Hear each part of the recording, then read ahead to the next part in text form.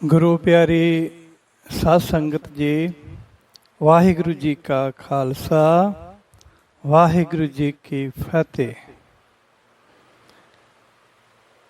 ਸੋ ਪਿਆਰੀ ਸਾਧ ਸੰਗਤ ਜੀ, ਅੱਜ ਫੇਰ ਮੈਂ ਤੁਹਾਡੇ ਵਾਸਤੇ ਤੁਹਾਡੇ ਆਪਣੇ ਚੈਨਲ ਪਾਵਰ ਆਫ ਗੁਰਬਾਣੀ ਦੇ ਉੱਪਰ ਇੱਕ ਨਵੀਂ ਗਾਥਾ,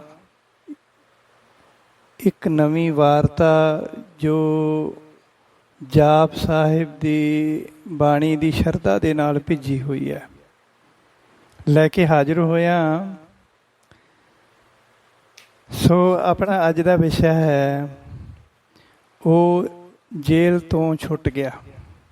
ਸੋ ਪਿਆਰੀ ਸਾਧ ਸੰਗਤ ਜੀ, ਇਸ ਤੋਂ ਪਹਿਲਾਂ ਆਪਾਂ ਮੂਲ ਮੰਤਰ ਦੇ ਬਾਰੇ ਜਾਣਕਾਰੀ, ਉਸ ਦੀ ਪਾਵਰ, ਮੂਲ ਮੰਤਰ ਦੀ ਤਾਕਤ, ਮੂਲ ਮੰਤਰ ਪੜ੍ਹ ਕੇ ਹੋਣ ਵਾਲੇ ਕੰਮਾਂ ਬਾਰੇ ਜਾਣਕਾਰੀ ਪ੍ਰਾਪਤ ਕੀਤੀ ਹੈ।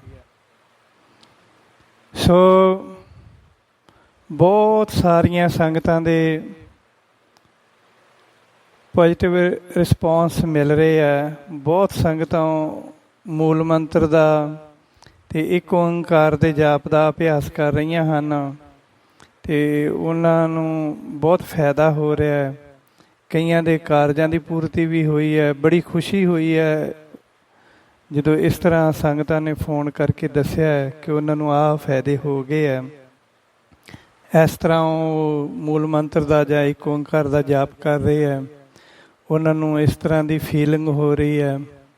ਸੋ ਬਹੁਤ ਖੁਸ਼ੀ ਦੀ ਗੱਲ ਹੈ, ਜਿਹੜੇ ਅਭਿਆਸ ਦੇ ਵਿੱਚ ਲੱਗੇ ਹੋਏ ਹਨ, ਮੂਲ ਮੰਤਰ ਦੀ ਬਾਣੀ ਦਾ ਅਭਿਆਸ ਕਰ ਰਹੇ ਹੈ, ਆਪਣੇ ਕਾਰਜਾਂ ਦੀ ਪੂਰਤੀ ਕਰ ਰਹੇ ਹੈ, ਉਹਨਾਂ ਨੂੰ ਬੈਨੀਫਿਟ ਮਿਲ ਰਹੇ ਨੇ। ਦੈਨ ਹੋਰ ਨਾਮ ਬਾਣੀ ਦੇ ਅਭਿਆਸ ਵਿੱਚ ਵੀ ਕਾਫੀ ਹੈਲਪ ਮਿਲ ਰਹੀ ਹੈ ਉਹਨਾਂ ਨੂੰ। ਸੋ ਸੰਗਤ ਜੀ, ਅੱਜ ਕੱਲ੍ਹ ਆਪਾਂ ਜਾਪ ਸਾਹਿਬ ਦੀ ਸ਼ਕਤੀ ਦੀ ਗੱਲ ਕਰਦੇ ਹਾਂ। ਪਿਛਲੀ ਵੀਡੀਓ ਵਿੱਚ ਵੀ ਆਪਾਂ ਜਾਪ ਸਾਹਿਬ ਦੀ ਸ਼ਕਤੀ ਦੀ ਗੱਲ ਕੀਤੀ ਸੀ। ਉਸ ਤੋਂ ਪਹਿਲਾਂ ਸਾਰੀਆਂ ਵੀਡੀਓ ਮੂਲ ਮੰਤਰ ਦੀ ਪਾਵਰ 'ਤੇ ਪਾਈਆਂ ਸਨ। ਸੋ ਉਸ ਦਾ ਬਹੁਤ ਵਧੀਆ ਰਿਸਪੌਂਸ ਮਿਲਿਆ ਹੈ। ਹੁਣ ਆਪਾਂ ਜਾਪ ਸਾਹਿਬ ਜੀ ਦੇ ਬਾਰੇ ਗੱਲ ਕਰ ਰਹੇ ਹਾਂ ਅੱਜ ਕੱਲ੍ਹ। ਸੋ ਅੱਜ ਆਪਾਂ ਜਾਪ ਸਾਹਿਬ ਦੇ ਕੌਤਕਾਂ ਦੀ ਗੱਲ ਕਰਾਂਗੇ ਕਿ ਕਿਵੇਂ ਜਾਪ ਸਾਹਿਬ ਦੀ ਬਾਣੀ ਪੜ੍ਹ ਕੇ ਸਾਨੂੰ ਫਾਇਦੇ ਹੁੰਦੇ ਆ, ਸਾਡੇ ਕੰਮ ਹੋ ਜਾਂਦੇ ਆ, ਕਿਵੇਂ ਅਸੀਂ ਆਪਣੇ ਆਪ ਨੂੰ ਜਾਪ ਸਾਹਿਬ ਦੀ ਬਾਣੀ ਪੜ੍ਹ ਕੇ ਪਾਵਰਫੁੱਲ ਕਰ ਸਕਦੇ ਹਾਂ।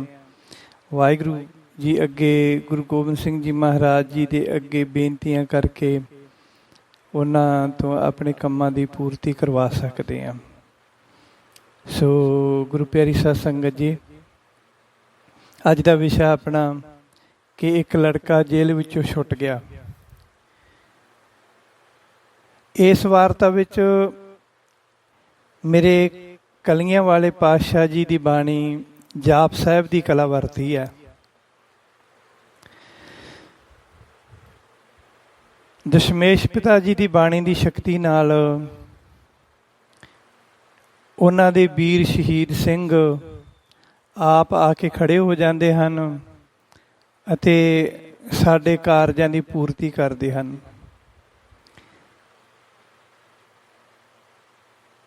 ਦਸ਼ਮੇਸ਼ ਪਿਤਾ ਜੀ ਆਪ ਆ ਕੇ ਬਾਣੀ ਸੁਣਦੇ ਹਨ ਅਤੇ ਪ੍ਰਸੰਨ ਹੁੰਦੇ ਹਨ।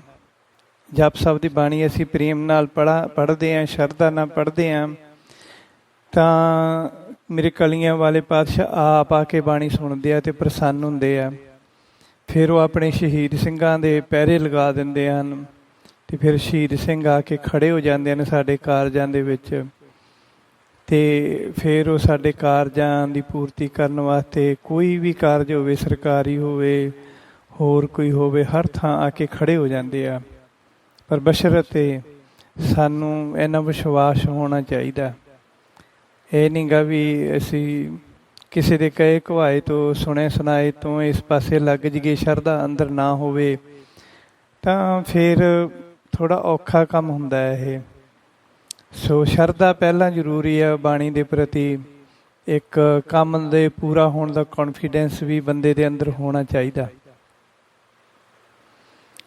ਸੋ ਅਸੀਂ ਬਾਣੀ ਪੜ੍ਹਨੀ ਆ ਪਿਆਰ ਦੇ ਨਾਲ, ਭਾਵੇਂ ਦਸਮ ਗ੍ਰੰਥ ਦੀ ਬਾਣੀ ਪੜ੍ਹੋ, ਗੁਰੂ ਗ੍ਰੰਥ ਸਾਹਿਬ ਜੀ ਦੀ ਬਾਣੀ ਪੜ੍ਹੋ, ਉਹਦੇ 'ਚ ਪਿਆਰ ਹੋਣਾ ਚਾਹੀਦਾ। ਅਸੀਂ ਪਿਆਰ ਨਾਲ ਬਾਣੀ ਪੜ੍ਹ ਕੇ ਅਸੀਂ ਤਾਂ ਆਪਣੀ ਅਰਦਾਸ ਵਿੱਚ ਬਸ ਇੰਨਾ ਹੀ ਕਹਿਣਾ ਹੁੰਦਾ ਕਿ ਦੇਹ ਕੰਨ ਸੁਣੋ ਅਰਦਾਸ ਜੀਓ, ਦੇਹ ਕੰਨ ਸੁਣੋ ਅਰਦਾਸ ਜੀਓ, ਦੇਹ ਕੰਨ ਸੁਣੋ ਅਰਦਾਸ ਜੀਓ, ਦੇਹ ਕੰਨ ਸੁਣੋ ਅਰਦਾਸ ਜੀਓ। ਇਸ ਤਰ੍ਹਾਂ ਵਾਹਿਗੁਰੂ ਜੀ ਨੂੰ ਕਹਿੰਦੇ ਰਹਿਣਾ। ਉਂਝ ਤਾਂ ਪੂਰੀਆਂ 2 ਪੰਗਤੀਆਂ ਇਸ ਤਰ੍ਹਾਂ, ਸਭ ਸ੍ਰਿਸ਼ਟ ਸੇਵੇ ਦਿਨ ਰਾਤ ਜੀਓ, ਦੇ ਕੰਨ ਸੁਣੋ ਅਰਦਾਸ ਜੀਓ। ਜਿਸ ਦਾ ਮਤਲਬ ਹੈ ਕਿ ਵਾਹਿਗੁਰੂ ਜੀ ਸਾਰੀ ਸ੍ਰਿਸ਼ਟੀ ਤੈਨੂੰ ਦਿਨ ਰਾਤ ਯਾਦ ਕਰਦੀ, ਤੇਰਾ ਸਿਮਰਨ ਕਰਦੀ, ਤੇਰੇ ਅੱਗੇ ਅਰਦਾਸਾਂ ਬੇਨਤੀਆਂ ਕਰਦੀ, ਤੂੰ ਉਹਨਾਂ ਦੀਆਂ ਸੁਣ ਵੀ ਲੈਣਾ। ਹੁਣ ਅਸੀਂ ਤੈਨੂੰ ਪੁਕਾਰ ਰਹੇ ਹਾਂ, ਅਸੀਂ ਤੈਨੂੰ ਯਾਦ ਕਰ ਰਹੇ ਹਾਂ, ਅਤੇ ਤੁਸੀਂ ਸਾਡੀ ਅਰਦਾਸ ਨੂੰ ਕੰਨ ਦੇ ਕੇ ਸੁਣੋ, ਹੈ ਨਾ। ਦੇ ਕੰਨ ਸੁਣੋ ਅਰਦਾਸ ਜੀਓ। ਇਸ ਤਰ੍ਹਾਂ ਵਾਹਿਗੁਰੂ ਜੀ ਨੂੰ ਵਾਰ-ਵਾਰ ਬੜੇ ਪਿਆਰ ਨਾਲ ਕਹਿਣਾ। ਬੜੇ ਰੂਡ ਲੈਂਗੁਏਜ ਟੋਨ ਨਹੀਂ ਯੂਜ਼ ਕਰਨੀ, ਹੈ ਨਾ। ਬੜੇ ਪਿਆਰ ਨਾਲ ਕਹਿਣਾ, ਦੇ ਕੰਨ ਸੁਣੋ ਅਰਦਾਸ ਜੀਓ, ਦੇ ਕੰਨ ਸੁਣੋ ਅਰਦਾਸ ਜੀਓ। ਬਸ ਇਸ ਤਰ੍ਹਾਂ ਵਾਹਿਗੁਰੂ ਜੀ ਨੂੰ ਵਾਰ-ਵਾਰ ਕਹਿੰਦੇ ਰਹਿਣਾ। ਅਤੇ ਬਾਣੀ ਦਾ ਜਿਹੜੀ ਦੇ ਕਾਰਜ ਪ੍ਰਤੀ ਆਪਾਂ ਬਾਣੀ ਪੜ੍ਹ ਰਹੇ ਹਾਂ, ਉਹ ਬਾਣੀ ਦਾ ਜਾਪ ਵੀ ਇੰਨੇ ਪ੍ਰੇਮ ਨਾਲ ਹੀ ਕਰਨਾ ਹੁੰਦਾ। ਬਸ ਫਿਰ ਉਹ ਸਾਡੀ ਸੁਣ ਲੈਂਦੇ ਆ ਅਤੇ ਸਾਡੀ ਸਹਾਇਤਾ ਕਰ ਦਿੰਦੇ ਹਨ। ਪਰ ਇੰਨਾ ਕਹਿਣ ਵਾਸਤੇ ਵੀ ਤੁਹਾਡੇ ਬੋਲਾਂ ਦੇ ਵਿੱਚ ਤਾਕਤ ਹੋਣੀ ਚਾਹੀਦੀ ਆ, ਤੁਹਾਡੇ ਅੰਦਰ ਗੁਰਬਾਣੀ ਦੀ ਸ਼ਕਤੀ ਹੋਣੀ ਚਾਹੀਦੀ ਹੈ। ਤੁਹਾਡਾ ਰੋਆਂ ਰੋਆਂ ਵਾਹਿਗੁਰੂ ਜੀ ਦੇ ਪਿਆਰ ਵਿੱਚ ਭਿੱਜਿਆ ਹੋਣਾ ਚਾਹੀਦਾ। ਇਹ ਤਾਕਤ ਤਾਂ ਹੀ ਤੁਹਾਡੇ ਅੰਦਰ ਆਊਗੀ, ਇਹ ਤਾਕਤ ਤਾਂ ਹੀ ਸਾਡੇ ਅੰਦਰ ਆਊਗੀ ਜੇ ਅਸੀਂ ਬਾਣੀ ਨੂੰ ਸ਼ਰਧਾ ਅਤੇ ਪ੍ਰੇਮ ਨਾਲ ਪੜ੍ਹਾਂਗੇ। ਹਰ ਥਾਂ ਉੱਤੇ ਗੁਰੂ ਜੀ ਨੂੰ ਹਾਜ਼ਰ ਨਾਜ਼ਰ ਜਾਣਾਂਗੇ ਅਤੇ ਉਹਨਾਂ ਨੂੰ ਪਿਆਰ ਕਰਾਂਗੇ। ਪਰ ਸ਼ਬਦਾਂ ਦੀਆਂ ਚਲਾਕੀਆਂ ਅਤੇ ਕਾਰੋਬਾਰਾਂ ਵਿਚਲੀਆਂ ਬੇਈਮਾਨੀਆਂ ਨਾਲ ਤਾਂ ਉਸਨੇ ਸਾਡੀ ਇੱਕ ਵੀ ਨਹੀਂ ਸੁਣਨੀ। ਪਾਠ ਵੀ ਕਰੀਏ, ਪੂਜਾ ਵੀ ਕਰੀਏ, ਸਭ ਕੁਛ ਕਰੀਏ ਅਤੇ ਨਾਲ ਬੇਈਮਾਨੀਆਂ ਅਤੇ ਚਲਾਕੀਆਂ ਵੀ ਕਰੀਏ, ਫਿਰ ਸਾਡੀ ਆਵਾਜ਼ ਉੱਥੋਂ ਤੱਕ ਨਹੀਂ ਪਹੁੰਚਣ ਵਾਲੀ। ਫਿਰ ਉਹ ਸਾਡੀ ਅਰਦਾਸ ਨੂੰ ਕੰਨ ਦੇ ਕੇ ਨਹੀਂ ਸੁਣਨ ਵਾਲਾ। ਉਹ ਉਦੋਂ ਹੀ ਸੁਣੂਗਾ ਜਦੋਂ ਤੁਸੀਂ ਅੰਦਰੋਂ ਅਤੇ ਬਾਹਰੋਂ ਇੱਕ ਹੋ ਜਾਓਗੇ। ਉਹ ਉਦੋਂ ਸੁਣੂਗਾ ਜਦੋਂ ਤੁਹਾਡੇ ਬੋਲ ਅਤੇ ਤੁਹਾਡਾ ਅੰਦਰ ਇੱਕ ਹੋ ਜੂਗਾ।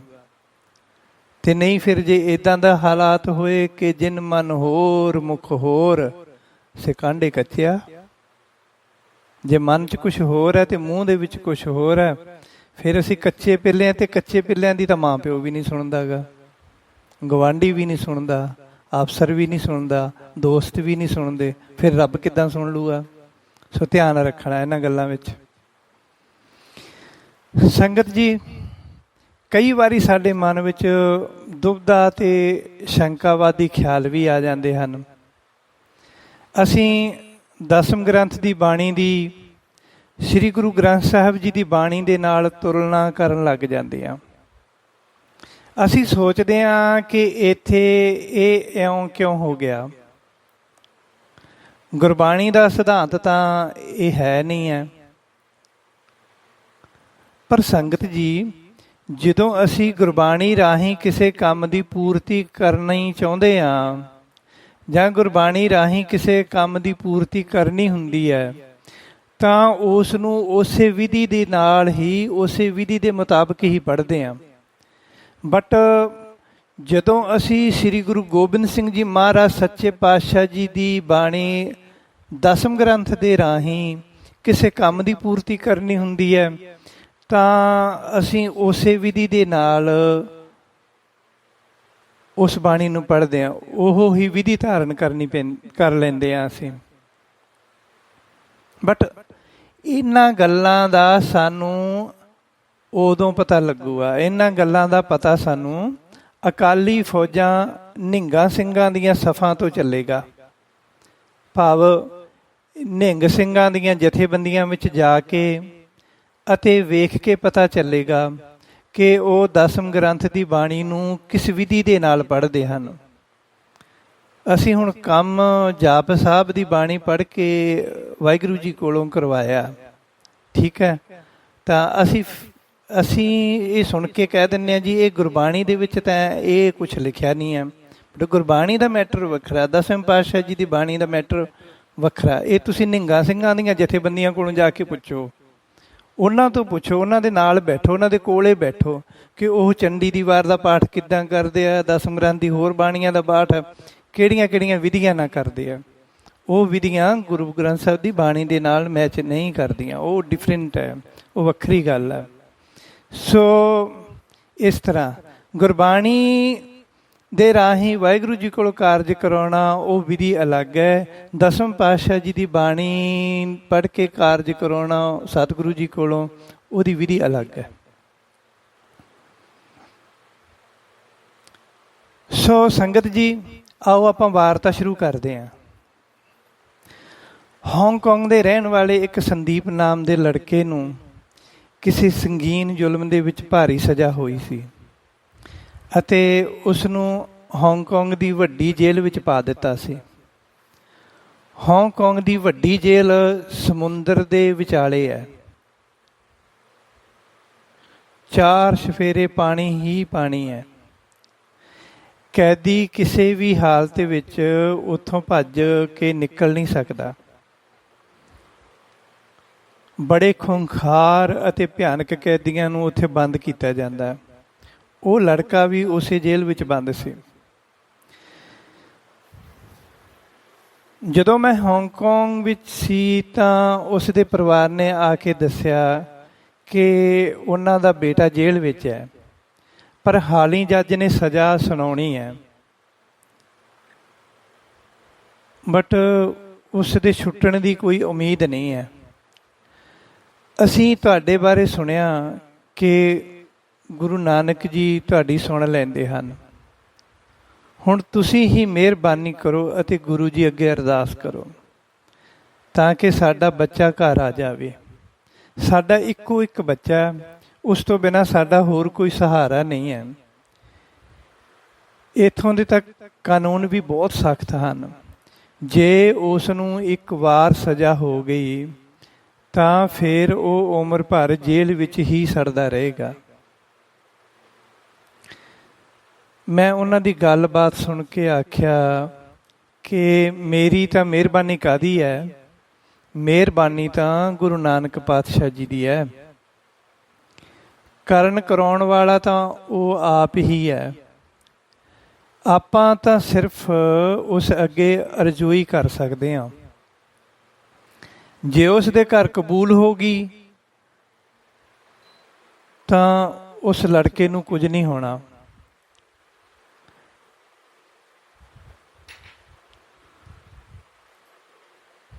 ਸੰਗਤ ਜੀ, ਪਰ ਪਹਿਲਾਂ ਤਾਂ ਅਸੀਂ ਨਸ਼ਿਆਂ ਵਿੱਚ ਪੈ ਕੇ ਅਤੇ ਬੁਰੀ ਸੰਗਤ ਵਿੱਚ ਪੈ ਕੇ ਗੁਨਾਹ ਅਤੇ ਗਲਤੀਆਂ ਕਰਦੇ ਹਾਂ ਅਤੇ ਜਦੋਂ ਫਸ ਜਾਂਦੇ ਹਾਂ ਉਦੋਂ ਸ਼ਰੀਫ ਜੇ ਬਣ ਕੇ ਬਾਬਾ ਜੀ ਅੱਗੇ ਖੜੇ ਹੋ ਜਾਂਦੇ ਆ, ਗੁਰੂ ਸਾਹਿਬ ਜੀ ਅੱਗੇ ਹੱਥ ਜੋੜ ਕੇ ਖੜ ਜਾਂਦੇ ਆ। ਇਹ ਚਲਾਕੀਆਂ ਕਿੰਨਾ ਕੁ ਚਿਰ ਚੱਲਣੀਆਂ? ਅਸੀਂ ਤਾਂ ਆਪਣੇ ਬੱਚਿਆਂ ਨੂੰ ਵੀ ਨਹੀਂ ਸਮਝਾਉਂਦੇ।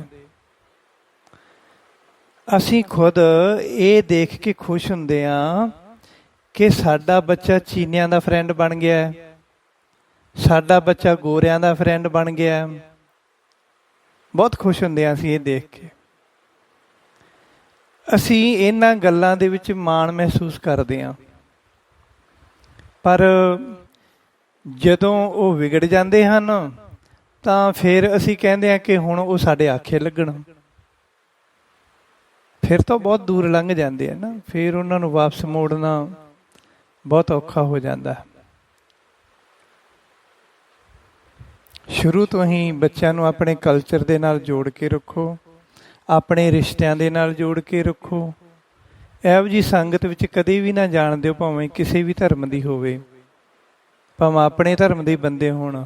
ਉਹ ਜਿਹੀ ਸੰਗਤ ਕਿਤੇ ਨਾ ਜਾਣ ਦਿਓ ਜਿੱਥੇ ਤੁਹਾਡਾ ਬੱਚਾ ਜਾ ਕੇ ਮਨਮੁਖਤਾ ਧਾਰਨ ਕਰ ਲਏ, ਧਰਮ ਤੋਂ ਦੂਰ ਹੋ ਜੇ, ਰਿਸ਼ਤਿਆਂ ਤੋਂ ਦੂਰ ਹੋ ਜੇ, ਆਪਣਿਆਂ ਨੂੰ ਪਰਾਇਆ ਸਮਝਣ ਲੱਗ ਜੇ, ਇਹੋ ਜਿਹੇ ਹਾਲਾਤਾਂ ਵਿੱਚ ਬੱਚੇ ਨੂੰ ਕਦੇ ਵੀ ਨਾ ਜਾਣ ਦਿਓ। ਖੈਰ, ਉਹਨਾਂ ਨੂੰ ਇਹ ਗੱਲਾਂ ਸਮਝਾਈਆਂ ਤੇ ਫਿਰ ਮੈਂ ਕਿਹਾ ਕੋਈ ਨਾ, ਵਾਹਿਗੁਰੂ ਜੀ ਅੱਗੇ ਬੇਨਤੀ ਕਰਦੇ ਹਾਂ, ਜੇ ਉਸ ਨੂੰ ਮਨਜ਼ੂਰ ਹੋ ਗਈ ਤਾਂ। ਦੂਜੇ ਦਿਨ ਮੈਂ ਸਣ ਕੇ ਸੀ, ਇਸ਼ਨਾਨ ਕਰਕੇ ਉਹਨਾਂ ਦੇ ਘਰ ਪਹੁੰਚ ਗਿਆ। ਉਹਨਾਂ ਨੂੰ ਪਹਿਲਾਂ ਹੀ ਕਹਿ ਦਿੱਤਾ ਸੀ ਕਿ ਉਹ ਕੇਸੀ ਇਸ਼ਨਾਨ ਕਰਕੇ ਤਿਆਰ ਰਹਿਣ। ਮੇਰੇ ਜਾਂਦਿਆਂ ਨੂੰ ਉਹ ਕੇਸੀ ਇਸ਼ਨਾਨ ਕਰਕੇ ਅਤੇ ਕੜਾਹ ਪ੍ਰਸ਼ਾਦ ਦੀ ਦੇਗ ਬਣਾ ਕੇ ਤਿਆਰ ਬੈਠੇ ਸਨ। ਭੋਏ ਉੱਤੇ ਵਿਛਾਈ ਕੀਤੀ ਹੋਈ ਸੀ। ਅਸੀਂ ਸਾਰਿਆਂ ਨੇ ਬੈਠ ਕੇ ਬੜੇ ਹੀ ਪ੍ਰੇਮ ਨਾਲ ਕਲਗੀਆਂ ਵਾਲੇ ਪਾਤਸ਼ਾਹ ਜੀ ਦੀ ਬਾਣੀ ਸ੍ਰੀ ਜਾਪ ਸਾਹਿਬ ਜੀ ਦਾ ਪਾਠ ਕੀਤਾ ਅਤੇ ਉਹਨਾਂ ਨੇ ਸੁਣਿਆ।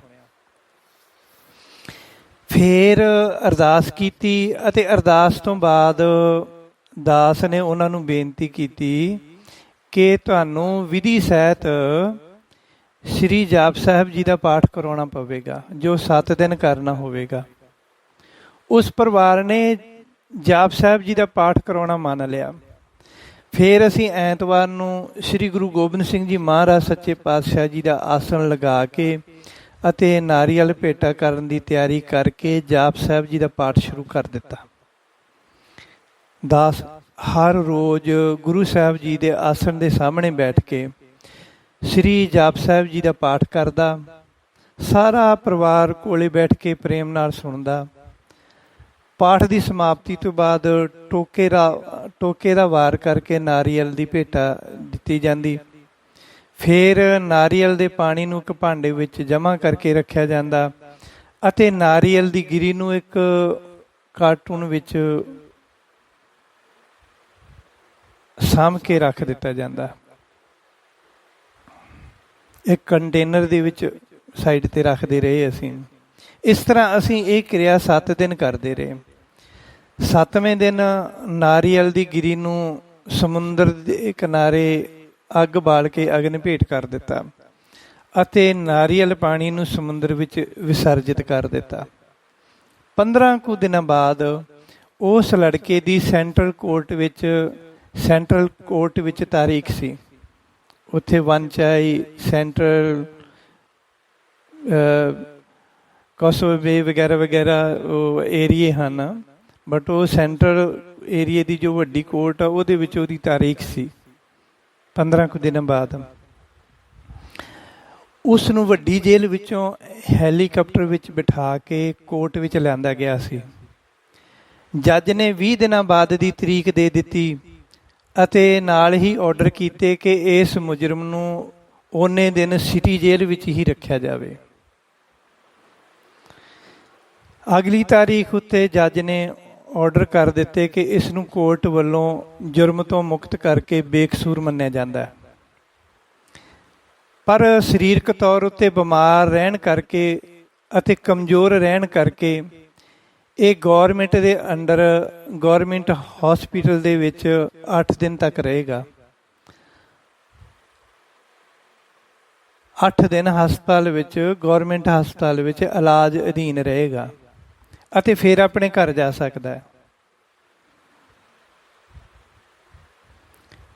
ਫਿਰ ਉਹ ਲੜਕਾ 8 ਦਿਨਾਂ ਬਾਅਦ ਹਸਪਤਾਲ ਤੋਂ ਜੋ ਵੀ ਕਾਗਜ਼ੀ ਕਾਰਵਾਈ ਪੂਰੀ ਹੋਣ ਤੋਂ ਬਾਅਦ ਆਪਣੇ ਘਰ ਆ ਗਿਆ ਅਤੇ ਆਪਣੇ ਪਰਿਵਾਰ ਨੂੰ ਮਿਲਿਆ।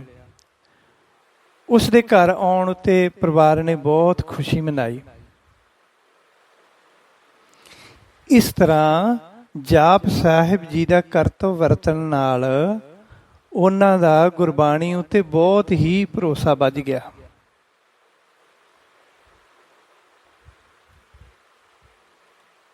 ਉਹ ਹਰ ਰੋਜ਼ ਪ੍ਰੇਮ ਨਾਲ ਬਾਣੀ ਪੜ੍ਹਨ ਲੱਗੇ।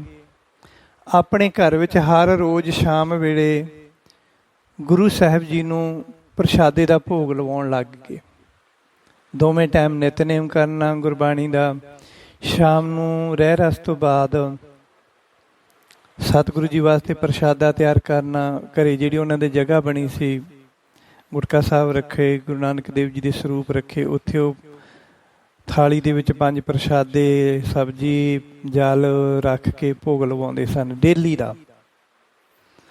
ਇੰਨਾ ਪ੍ਰੇਮ ਉਹਨਾਂ ਦਾ ਗੁਰਬਾਣੀ ਦੇ ਪ੍ਰਤੀ ਜਾਗ ਪਿਆ, ਇੰਨੀ ਸ਼ਰਧਾ ਉਹਨਾਂ ਦੀ ਗੁਰਬਾਣੀ ਦੇ ਪ੍ਰਤੀ ਹੋ ਗਈ। ਉਹਨਾਂ ਨੂੰ ਇੱਦਾਂ ਹੀ ਲੱਗਣ ਲੱਗਿਆ ਵੀ ਗੁਰੂ ਨਾਨਕ ਦੇਵ ਜੀ ਸਾਡੇ ਘਰ ਰਹਿੰਦੇ ਆ, ਅਤੇ ਜਿਸ ਤਰ੍ਹਾਂ ਸਾਨੂੰ ਖਾਣੇ ਦੀ ਜ਼ਰੂਰਤ ਹੈ ਤਾਂ ਹਰ ਰੋਜ਼ ਉਹ ਭਾਵਨਾ ਦੇ ਨਾਲ ਉਹ ਸਤਿਗੁਰੂ ਜੀ ਨੂੰ ਪ੍ਰਸ਼ਾਦਾ ਛਕਾਉਣ ਲੱਗੇ। ਸੋ ਸੰਗਤ ਜੀ, ਇਹ ਸੀ ਜਾਪ ਸਾਹਿਬ ਜੀ ਦੀ ਬਾਣੀ ਦੀ ਤਾਕਤ ਅਤੇ ਸ਼ਕਤੀ। ਇਸ ਤਰ੍ਹਾਂ ਸਾਨੂੰ ਵੀ ਆਪਣੇ ਕਾਰਜਾਂ ਦੀ ਪੂਰਤੀ ਕਰਨ ਵਾਸਤੇ ਪਹਿਲਾਂ ਤਾਂ ਬਾਣੀ ਦੇ ਨਾਲ ਪ੍ਰੇਮ ਪਾਉਣਾ ਪੈਣਾ ਹੈ।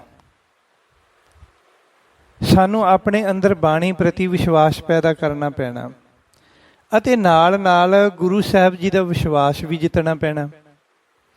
ਜਿਸ ਤਰ੍ਹਾਂ ਅਸੀਂ ਕਿਸੇ ਨਾਲ ਵੀ ਪਿਆਰ ਪਾ ਕੇ ਉਸ ਦਾ ਵਿਸ਼ਵਾਸ ਜਿੱਤ ਲੈਂਦੇ ਹਾਂ, ਜਿਵੇਂ ਸਾਡੇ ਰੋਏ ਰੋਏ ਵਿੱਚ ਕਿਸੇ ਆਪਣੇ ਦਾ ਪਿਆਰ ਹਰ ਵੇਲੇ ਗੂੰਜਦਾ ਰਹਿੰਦਾ, ਹਰ ਵੇਲੇ ਅਸੀਂ ਉਸ ਦੀ ਯਾਦ ਦੇ ਵਿੱਚ ਗਵਾਚੇ ਜੇ ਰਹਿੰਦੇ ਹਾਂ, ਉਸੇ ਤਰ੍ਹਾਂ ਵਾਹਿਗੁਰੂ ਜੀ ਨੂੰ ਪਿਆਰ ਕਰੋ ਅਤੇ ਹਰ ਵੇਲੇ ਉਸ ਦੇ ਪਿਆਰ ਵਿੱਚ ਮਸਤਾਨੇ ਜਿਹੇ ਹੋ ਜਾਓ। ਹਰ ਵੇਲੇ ਦੁਨੀਆ ਤੋਂ ਬੇਧਿਆਨ ਹੋ ਜਾਓ।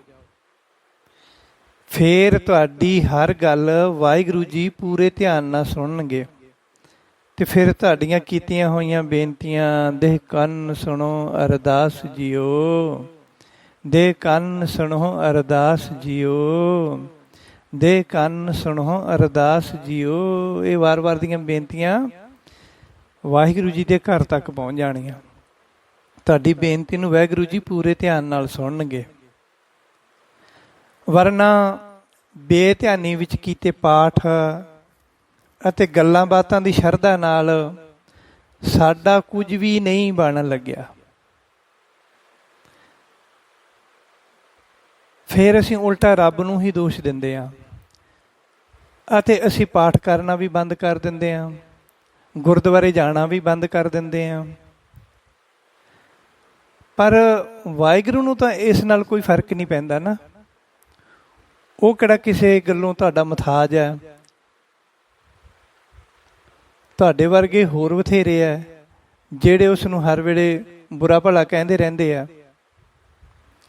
ਜਿਵੇਂ ਤੁਸੀਂ ਤੁਹਾਡੇ ਕੰਮ ਨਾ ਆਉਣ ਵਾਲੇ ਬੰਦਿਆਂ ਨੂੰ ਛੱਡ ਦਿੰਦੇ ਹੋ, ਜਿਹੜਾ ਬੰਦਾ ਤੁਹਾਡੇ ਕੰਮ ਦਾ ਨਹੀਂ ਹੈ, ਜਿਵੇਂ ਤੁਸੀਂ ਉਸ ਨੂੰ ਛੱਡ ਦਿੰਦੇ ਹੋ, ਉਵੇਂ ਵਾਹਿਗੁਰੂ ਜੀ ਵੀ ਤੁਹਾਡੇ ਵੱਲੋਂ ਮੂੰਹ ਫੇਰ ਲੈਂਦੇ ਆ ਅਤੇ ਤੁਹਾਨੂੰ ਛੱਡ ਦਿੰਦੇ ਆ। ਤੁਸੀਂ ਦੱਸੋ ਵੀ ਫਿਰ ਇਸ ਦੇ ਵਿੱਚ ਘਾਟਾ ਸਾਨੂੰ ਹੀ ਪੈਂਦਾ ਹੈ ਨਾ। ਜਿਵੇਂ ਤੁਹਾਨੂੰ ਪਿਆਰ ਕਰਨ ਵਾਲੇ ਬੰਦਿਆਂ ਦੀ ਜ਼ਰੂਰਤ ਹੈ, ਉਵੇਂ ਵਾਹਿਗੁਰੂ ਜੀ ਨੂੰ ਵੀ ਪਿਆਰ ਕਰਨ ਵਾਲੇ ਭਗਤਾਂ ਦੀ ਜ਼ਰੂਰਤ ਹੈ। ਫਿਰ ਉਹ ਪ੍ਰੇਮ ਵਸ ਹੋ ਕੇ ਸਾਡੇ ਕੰਮ ਕਰ ਦਿੰਦੇ ਆ। ਸਾਡਾ ਉਹਨਾਂ ਦੇ ਨਾਲ ਪਿਆਰ ਪੈ ਜਾਂਦਾ, ਉਹਨਾਂ ਦਾ ਸਾਡੇ ਨਾਲ ਪਿਆਰ ਪੈ ਜਾਂਦਾ। ਅਤੇ ਪ੍ਰੇਮ ਦੇ ਵਿੱਚ ਤਾਂ ਪ੍ਰੇਮ ਦੀ ਇੱਕ ਰੀਤ ਹੈ ਕਿ ਪ੍ਰੇਮ ਦੇ ਅੱਗੇ ਫਿਰ ਕੋਈ ਨੇਮ ਨਹੀਂ ਰਹਿੰਦਾ। ਜਦੋਂ ਪ੍ਰੇਮ ਪੈ ਗਿਆ ਫਿਰ ਉਹਦੇ ਅੱਗੇ ਕੋਈ ਨੇਮ ਨਹੀਂ ਹੈ। ਭਗਤਾਂ ਦਾ ਕੋਈ ਨੇਮ ਨਹੀਂ ਹੁੰਦਾ, ਨਾਮ ਅਭਿਆਸੀਆਂ ਦਾ ਕੋਈ ਨੇਮ ਨਹੀਂ ਹੁੰਦਾ। ਉਹਨਾਂ ਦਾ ਪਿਆਰ ਹੀ ਪ੍ਰੇਮ ਹੁੰਦਾ ਹੈ ਅਤੇ ਉਹਨਾਂ ਦਾ ਪ੍ਰੇਮ ਹੀ ਸਾਰੇ ਨੇਮ ਹੁੰਦੇ ਹਨ। ਦੁਨਿਆਵੀ ਨੇਮ ਉਹਨਾਂ ਦਾ ਕੋਈ ਰਹਿ ਹੀ ਨਹੀਂ ਜਾਂਦਾ, ਉਹਨਾਂ ਨੂੰ ਕਿਸੇ ਨਾਲ ਲਗਾਓ ਰਹਿ ਹੀ ਨਹੀਂ ਜਾਂਦਾ। ਫਿਰ ਕਿਤੇ ਜਾ ਕੇ ਵਾਹਿਗੁਰੂ ਨਾਲ ਗੱਲਾਂ ਹੁੰਦੀਆਂ, ਫਿਰ ਕਿਤੇ ਵਾਹਿਗੁਰੂ ਜੀ ਸਾਡੇ ਕੰਮ ਕਰਦੇ ਹਨ, ਸਾਡੀਆਂ ਮਨੋਕਾਮਨਾ ਪੂਰੀਆਂ ਕਰਦੇ ਹਨ। ਸੋ ਸੰਗਤ ਜੀ, ਮਿਲਦੇ ਹਾਂ ਫਿਰ ਅਗਲੀ ਵੀਡੀਓ ਵਿੱਚ। ਵਾਹਿਗੁਰੂ ਜੀ ਕਾ ਖਾਲਸਾ, ਵਾਹਿਗੁਰੂ ਜੀ ਕੀ ਫਤਿਹ।